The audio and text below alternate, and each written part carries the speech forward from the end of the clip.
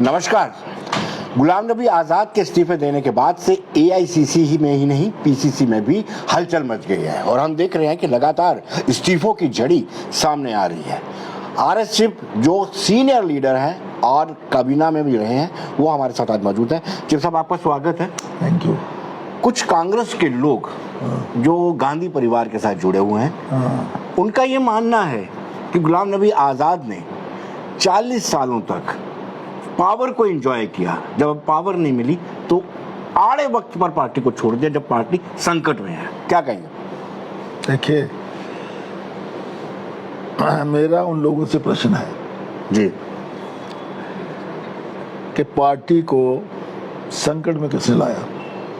Right, ये मेरा प्रश्न सीधा सीधा उन लोगों से ये प्रश्न है कि वो कहते हैं कि पार्टी इस समय संकट में है। राइट। तो पार्टी को संकट में लाने वाले वही लोग हैं जो आज कह रहे हैं कि पार्टी संकट है और गुलाम नबी आज़ाद ने छोड़ दिया। जी, they are responsible for this. Reason उसका ये है, मैं यहाँ की बात करता हूँ अपने प्रदेश की। जी, आपने देखा 2-3 साल से यहाँ क्या हो रहा था। लगभग पिछले 5 साल में 50 से ज़्यादा हमारे सीनियर लोग, जिनमें farmer ministers, farmer MLA, MLCs और पार्टी के अहदेदार जो थे, वो पार्टी को छोड़ने चले गए। जी, क्या हाई कमांड को इस बात का एहसास नहीं था कि ये लोग क्यों पार्टी छोड़ के जा रहे हैं? जी, क्या हाई कमांड ये अपने आप में इंट्रोस्पेक्शन नहीं कर सकती थी, या अपने अंदर सोच नहीं सकते थे कि इसके लिए कौन रिस्पॉन्सिबल है? जी, इसमें बदकिस्मती ये है कि जो यहाँ प्रदेश में कांग्रेस पार्टी के लोग थे जो टॉप पे बैठे हुए थे, और जो हाई कमांड दिल्ली में बैठी हुई थी, उनको सबको इस बात का पता था क्या होने जा रहा है। जी, एक बात। दूसरी बात, मैं समझता हूँ कि पिछले 6-7 साल से हमारी रियासत में बड़ा टर्माइल है। यहाँ यूटी बनी, लोगों की बहुत बड़ी समस्याएं हैं, बहुत सी बातें हैं, और मैं महसूस करता हूं कि पार्टी को कमी किस बात की थी कि कोई ऐसा निर्णायक नेता नहीं था जो डिसीजन, जिसे आप पीसीसी की बात कर रहे हैं, प्रदेश की जिसकी जो डिसीजन मेकर होता है, डिसीजन मेकिंग में कोई ऐसा नहीं था। किसी ने इस बात को नहीं सोचा कि लोगों की क्या समस्याएं हैं। उन्होंने लोगों के साथ जोड़ने की कोई कोशिश नहीं करी। पार्टी में जहां आपस में गुटबंदी चलती रही और हाईकमान जो चुपचाप बैठी रही। जी, अगर गुलाम नबी आज़ाद जैसा शख्सियत यहाँ अगर उसकी बात मानी जाती, उससे सलाह मशवरा किया जाता। देखिए, गुलाम नबी आज़ाद का माजी देखिए आप। गुलाम नबी आज़ाद मंत्री रहे, इंदिरा गांधी से लेकर के सभी प्रधानमंत्रियों के साथ मंत्री रहे और इम्पोर्टेंट पोर्टफोलियो मुख्यमंत्री रहे। और मेरे ख्याल में हमारी स्टेट में 2.5 साल में जो आज़ाद साहब ने एज ए चीफ मिनिस्टर काम किया, मेरे ख्याल में शायद कोई किसी मुख्यमंत्री ने 7 साल में किया होगा। लेकिन चिप साहब 40 साल 4 डेकेड्स बड़े होते हैं, आपने भी बड़ा टाइम दिया। हाईकमान के साथ भी आपकी भी डायरेक्ट थी, लेकिन इतने समय में आप कोई ट्रेंड नहीं सेट कर पाए और वहां पे पार्टी के अंदर डेमोक्रेसी नहीं बना पाए। आप परिवारवादी रहा, गांधी परिवार ही ट्रेंड इसीलिए नहीं सेट कर पाए जो आपने प्रश्न किया है। उसकी बड़ी वजह, जैसे मैंने कहा कि यहाँ जो लोग साइकोफेंसी में यकीन रखते थे, वही लोग हाईकमांड से बात करते थे। गुलाम नबी आज़ाद जैसे लोगों को बिल्कुल उन्होंने कॉन्फ्रेंस में नहीं लिया, ना उनसे कोई एडवाइस, कोई मशवरा या किसी की बात किया जाता था, जिसकी वजह से जो राबता यहाँ की प्रदेश की कमेटी थी, उसका जो हाईकमांड से होना चाहिए था, हाईकमांड को रॉन्ग फीडबैक देते रहे। मैं कहता हूं कि 2.5-3 साल से हमारे आधे से ज्यादा लोग मीटिंग में नहीं जाते थे जी। तो क्या एक्शन लिया हाईकमांड ने? वहां किसको पूछा उन्होंने? तो मैं कहता हूं ये प्रदेश की भी कमजोरी थी और ये हाईकमांड की भी कमजोरी थी जी। जिसकी वजह से आज हाईकमांड साहब, आपको लगता है कि हाईकमान को उसी वक्त जज कर लेना चाहिए था जब G21 बना, जब आज़ाद साहब ने नाराजगी जाहिर की, जब आज़ाद साहब और जीए मीर अलग कैंपेन चला रहे थे? देखो, G23 की जो बात करी ना आपने, G23 एक मीडिया काइंड टर्म है जी, मीडिया काइंड टर्म है, लेकिन वो लीडर थे जिनको इन्होंने कहा कि ये राहुल गांधी और सोनिया गांधी की जो नीतियां उनको नुक्ताचीनी करना चाहते हैं। It was not like that. G G23 के जो लोग थे उनका ये मकसद था कि कांग्रेस पूरे देश में वाइब्रेंट हो, जी पूरे देश में मजबूत हो जाए और कांग्रेस को रीऑर्गेनाइज किया जाए। तो जब भी वो रीऑर्गेनाइजेशन की बात करते थे उनको कहते थे कि ये लोग वो हैं जो कांग्रेस के खिलाफ बात करते हैं, जिसकी वजह से हाईकमांड में भी आपस में इनका मतलब आजाद साहब चाहते थे कि संगठनात्मक बदलाव हो, रीऑर्गेनाइजेशन इस ढंग से हो जिसमें लोग पसंद करें। आपने परिवारवाद की बात की, देखिए मैं इन जनरल कहूँगा, इन जनरल डेमोक्रेसी में मैं तो परिवारवाद के खिलाफ हूँ, चाहे वो बीजेपी में हो, चाहे कांग्रेस में हो, चाहे पीडीपी में हो, चाहे किसी में हो। लेकिन मैं समझता हूँ जब चीज जरूरत से बढ़ जाए आगे कि किसी को आने नहीं देना आगे बिल्कुल, तो फिर उसमें कमजोरियां आ जाती हैं और शायद उन कमजोरियों की वजह से ही आज आजाद साहब को जो है त्यागपत्र देना पड़ा। चिप साहब, जब कोई टीम हारती है तो मुझे लगता है कि कैप्टन और कोच को रिस्पॉन्सिबिलिटी लेनी चाहिए। 2014 में आपकी टीम हारी, 2019 में टीम हारी, बदलाव नहीं किया आपने। इनको खुद ही, टीम के कप्तान को खुद ही ऑन करना चाहिए था और अपने आप को हटा देना चाहिए था, किसी और को नेतृत्व देना चाहिए था। देखिए सिंपल बात है, घर का बड़ा जो होता है, जो घर का हेड होता है, वो घर में कोई अच्छा करे तो भी क्रेडिट उसको जाता है, अगर बुरा करे तो उसको डिस्क्रेडिट जाता है। घर को संभालना घर के बड़े आदमी का काम है जी। और खासकर दिल्ली में जो हमारी हाईकमांड का ऑफिस है, जो हेडक्वार्टर है वो दिल्ली में है, तो आजाद साहब तो वहाँ 40 साल से भी ज्यादा वहाँ काम कर रहे थे। आजाद साहब उनको जानते थे, वो आजाद साहब को जानते थे। तो जब उनको लगा कि यहाँ हमारे प्रदेश में आपसी गुटबंदी है और जो पार्टी है वो एक अच्छे ढंग से काम नहीं कर रही, तो उन्होंने आजाद साहब से सलाह लेनी चाहिए थी। उनसे बड़ा कौन था? देखिए आज भी मैं कहता हूँ, मैं ईमानदारी से कहता हूँ कि गुलाम नबी आजाद को माइनस करके यहाँ हमारे स्टेट में, अब उन्होंने पार्टी से रिजाइन कर दिया, minus Ghulam Nabi Azad, tell me where is the Congress? Right. और कांग्रेस कागज पत्रों में रहेगी, आपके अहदेदार भी रहेंगे, जनरल सेक्रेटरी रहेंगे, वाइस प्रेसिडेंट रहेंगे, वर्किंग प्रेसिडेंट रहेगा, सब कुछ होगा, लेकिन मैं नहीं समझता कि कांग्रेस की परफॉर्मेंस आजाद साहब के बिना जो है कांग्रेस परफॉर्म कर पाएगी।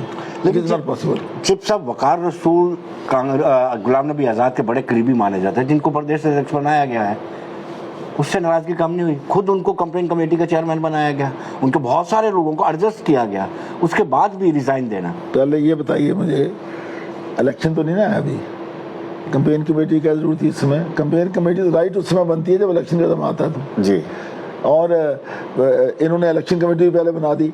वो कमेटियां बनाना सिर्फ एक दिखावा था। वो जो हमारे प्रदेश अध्यक्ष जिन्होंने इस्तीफा दिया, वो उनकी एक चाल थी कि कमेटी में बना दो, सारी ऑर्गेनाइजेशन को डिसेंट्रलाइज कर दो बिल्कुल जी, और जो प्रेसिडेंट है वो पावरफुल नहीं रहे।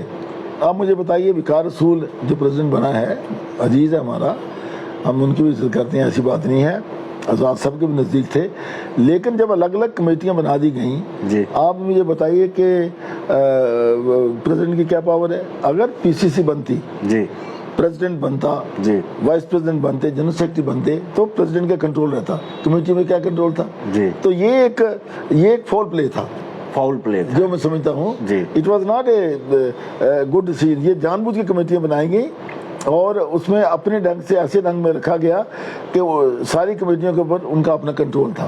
कैंपेन कमेटी का रोल ही क्यों नहीं इसमें था? क्या रोल था बताइए? कोई मैं नहीं समझता। इलेक्शन जो है वो आज होने वाली है या 10 दिन में होने जाती है, 1 महीने में या 2 महीने में होने वाली है इलेक्शन। तो टाइमिंग को लेकर के क्या कहेंगे आप? आज जो चुना गया, आज इस्तीफा दिया गया, 5 पन्नों का इस्तीफा लिखा गया और आज सौंपा गया मीडिया को, टाइमिंग को आप कैसे देखते हैं? कल बीजेपी की एक इम्पोर्टेंट मीटिंग थी दिल्ली में, उसके बाद आज इस्तीफा दिया, कुछ मैच है इसमें? मैं नहीं समझता इस बात के लिए कोई इसका कोई जोड़ है जी। आई डोंट थिंक कि इसका कोई बीजेपी की मीटिंग से कोई संबंध है। देखिए, बीजेपी की हाईकमान दिल्ली में वैसे बैठी, मीटिंग का क्या संबंध है इसके साथ में जी? आजाद साहब दिल्ली में हैं, बड़े लीडर सब दिल्ली में हैं, ऑल दैट। मैं नहीं समझता इसके साथ कोई लिंक है। I don't think. देखिए चिप साहब, आजाद साहब का बड़ा तजुर्बा है और मुझे लगता है कि जम्मू कश्मीर की आवाम उनको पसंद भी करती है। जो कार्यकाल उन्होंने बतौर चीफ मिनिस्टर यहाँ पे किया है, डबल शिफ्ट में काम किया, 4-4 जिले दोनों प्रोविंस को दिए हैं, उनके अनुभव का क्या इस्तेमाल यहाँ पर हो सकता है? क्या वो अपनी पार्टी बना करके अपनी आखिरी पारी खेलना चाहेंगे यहाँ पर देखिए, बतौर चीफ मिनिस्टर? देखिए मैं आपको बताता हूँ, Ghulam Nabi Azad is the only leader in Congress जिनकी मान्यता कश्मीर में थी और जम्मू में भी है, इवन लद्दाख में भी थी। आज तो लद्दाख अलग सेपरेट है, यूटी बन गया। अलग यूटी बन गया। जी। तो मैं समझता हूँ कि अगर गुलाम नबी आज़ाद को सही ढंग से कांग्रेस पार्टी उनके एक्सपीरियंस का फ़ायदा उठाती तो मैं समझता हूँ ये कांग्रेस की हालत सुधर सकती थी। जी। कोई कांग्रेस एक वाइब्रेंट जमात बन सकती थी। जी। कांग्रेस एक अच्छी पोजीशन में आ सकती थी। जी। लेकिन उन्होंने कोशिश ही नहीं करी। उन्होंने कोशिश ये करी कि आज़ाद साहब को क्रिटिसाइज किया जाए हमेशा कि देखो जी ये G23 बना दिया इन्होंने, ये राहुल जी की, सोनिया जी की नीतियों को उन पर नुक्ताचीनी करते हैं, जिन्होंने ग्रुप बना लिया है। अब देखो इतने बड़े बड़े लोग, कपिल सिब्बल जैसे लोग चले गए जो थे, तो और भी बहुत से लोग जो थे वो ऐसे बेचारे बैठे हुए हैं। तो मेरा कहने का मतलब है कि हाई कमांड की फंक्शनिंग भी अंडर क्वेश्चन रही है जी, वो भी उस पर ऊपर भी सवालिया निशान है। क्या चीज़ आपको लगता है कि कोई पार्टी बनानी चाहिए आज़ाद साहब को और जम्मू कश्मीर पर एक बार फिर बतौर चीफ मिनिस्टर यहाँ पर आना चाहिए? क्योंकि इसमें कोई मैं नहीं कमेंट कर सकता क्योंकि मेरी आज़ाद साहब से कोई आज मीटिंग नहीं हुई जी। लेकिन आज़ाद साहब में जो उन्होंने यहाँ काम किया, जैसे खुद ही आपने कहा, अनुभव, experience as a chief minister जो जिस उन्होंने काम करके दिखाया और even at the national level जो काम करके दिखाया, आज़ाद साहब में ये क्षमता है कि वो अपने बलबूते पर अपनी आइडेंटिटी कायम कर सकते हैं। मैं इतना कहूँगा। यानी आपने संकेत दे दिया कि पार्टी बन रही है। मैंने आपने मान ही लिया। मैंने अपनी क्षमता, अपनी कैपेसिटी के मुताबिक वो अपना स्पेस बना लेते हैं। पार्टी की बात नहीं कर रहा, लेकिन आपकी मुस्कुराहट बताती है कि पार्टी का नाम भी तय हो गया। आज़ाद साहब में इतनी क्षमता है कि वो अपनी पहचान जो है बना सकते हैं और अपनी पहचान के बलबूते पर वो करिश्मा भी करके दिखा सकते हैं। चीफ साहब, आपकी मुस्कुराहट साफ बता रही है कि नाम भी ऑलमोस्ट फाइनली हो गया, आपको पता भी है। आप मीडिया के सामने बताना नहीं चाहते? नहीं, मुझे नहीं, I am not aware of it. क्यों आपसे मैं, why should I tell lie? अगर मुझे पता हो बताऊंगा। लेकिन मैं जनरल जितना 40 साल से, देखिए मैं 1986 में कैबिनेट में था जी। 1986 में मेरी पहली मुलाकात आज़ाद साहब से हुई थी जब वो डिप्टी मिनिस्टर थे सेंट्रल यूनियन में। तब से लेकर के लगातार मेरा उनसे राब्ता रहा है। तो मैं इतना कह सकता हूँ कि नंबर 1 लोगों को जोड़ना जी, नंबर 2 जो उनकी पॉपुलैरिटी है जी, नंबर 3 जो उनका एक्सपीरियंस है at national level as well as in the state and all that, तो उनमें ये जरूर क्षमता है कि वो अपनी प्रेजेंस पॉलिटिकल एरिना में अपनी प्रेजेंस दिखा सकते हैं। He is quite capable of that जी। चीफ साहब, उनको अगर आप उनके सलाहकार होते, क्या आप उनको रीजनल पार्टी बनाने के लिए प्रेरित करते हैं या नेशनल लेवल पर? मैं जो महसूस करता हूँ कि अगर इस स्टेज पर किसी को कदम उठाना हो, मैं सब की बात नहीं करता चलिए इस स्टेज पर किसी को कदम उठाना हो तो आई थिंक ये जो इसमें दौर चल रहा है वो ज्यादा रीजनल आउटफिट्स का दौर चल रहा है। हाँ। तो इमीडिएटली नेशनल पार्टी बनाने के लिए मैं समझता हूँ कि और जगह से भी बड़ा गठजोड़ करना पड़ता है एंड ऑल दैट। समय की भी कमी है। समय की कमी ये है कि डेफिनेटली अगले साल मेरे ख्याल में चुनाव ये करवाएंगे। इस साल तो करवाएंगे नहीं, मार्च में ही करवा देंगे। हाँ, जो भी मार्च अप्रैल में होगा जी। तो उसको देखते हुए आई थिंक जो क्षेत्रीय आउटफिट है या कुछ भी है तो वैसे बात है, मुझे पता नहीं है इस बात की। आसिफ साहब, आपने बता दिया रीजनल पार्टी बनेगी, रीजनल पार्टी नहीं, आपने हिंट दे दिया। नहीं, रीजनल पार्टी बनने वाली है। मेरा कोई हिंट नहीं है। मेरी जैसे आपने जिस ढंग से आपने बात करी, मैंने सिर्फ बताया कि उस शख्स में वो क्षमता है जी, कैपेसिटी है, अपना स्पेस बनाने की कैपेसिटी है। चिप साहब ये मान के चला, आप भी मानते हैं, सब मानते हैं। चिप साहब ये मान के चला जाए कि जिस दिन उनका राज्यसभा में आखिरी दिन था और जिस तरीके से प्रधानमंत्री नरेंद्र मोदी भावुक हुए थे, जो इंटीमेसी बनी थी, उसी दिन से मुझे लगता है कि कांग्रेस हाईकमान को आखिर गए थे। देखिए, दो बातें हैं। ये भी एक मिथ है कि इंटीमेसी की बात नहीं है। उनकी एक पार्टी विचारधारा से ऊपर उठ के भी उनके रिलेशन थे सबके साथ। माननीय प्रधानमंत्री जी की फेयरवेल स्पीच थी जी, और फेयरवेल स्पीच में जिसके ऑनर में फेयरवेल जिसको दी जाए जी, तो जाहिर है कि उसको उसकी जो कारकर्दगी उसको उभारा जाए जी। तो मैं उसमें कुछ नहीं समझता। दूसरी बात, जब उनको पद्म भूषण मिला, देखिए पद्म भूषण के लिए भी लोगों ने उंगली उठाई, हमारी पार्टी के लोगों ने उंगली उठाई, हाईकमान ने उंगली उठाई, और यहाँ तक कि उसको मुबारकबाद तक नहीं दी आजाद साहब को ऊपर से। मैं समझता हूँ कि उनको जो पद्म भूषण मिला वो पॉलिटिकल कैटेगरी में मिला। अब देखो, एक शख्स 40 साल से ज्यादा राजनीति में रहा हो, केंद्रीय मंत्री रहा हो और मुख्यमंत्री रहा हो, कई बार सांसद रहा हो, तो मेरे ख्याल में उससे बेहतर कौन शख्स हो सकता था कि उसको पद्म भूषण न दिया जाए। तो इसलिए मैं समझता हूँ कि ये लोगों की एक अपनी अपनी सोच है, लेकिन ऐसा प्रधानमंत्री की स्पीच से जब पार्लियामेंट में जो बात हुई, मैं समझता हूँ उससे कोई लिंक नहीं है इसको। जैसे आखिरी सवाल आपसे, कांग्रेस के लोग जो एंटी फैक्शन में है आजाद साहब के, उनका ये कहना है कि आजाद साहब को जो भी दिया है पार्टी ने दिया है। उनका ये मानना है कि आजाद साहब खुद कुछ नहीं थे, उनको प्लेटफॉर्म कांग्रेस ने दिया है और उनको कांग्रेस की अब आलोचना नहीं करनी चाहिए थी, छोड़ना नहीं चाहिए था। नहीं, आखिरी सवाल है, देखिए पार्टी का देना या नहीं देना जी को मिठाई बांटने वाली बात तो नहीं है। आजाद साहब में वो काबिलियत थी, आजाद साहब में वो गुण थे, आजाद साहब ने मेहनत करी, आजाद साहब ने पार्टी का नाम बुलंद किया। आजाद साहब ने जब chief minister as a chief minister जो नाम बनाया तो लोग कहते हैं ये कांग्रेस के चीफ मिनिस्टर हैं, तो कांग्रेस का नाम बना। तो अगर पार्टी ने उनको दिया तो आजाद साहब ने भी पार्टी को बहुत कुछ दिया जी।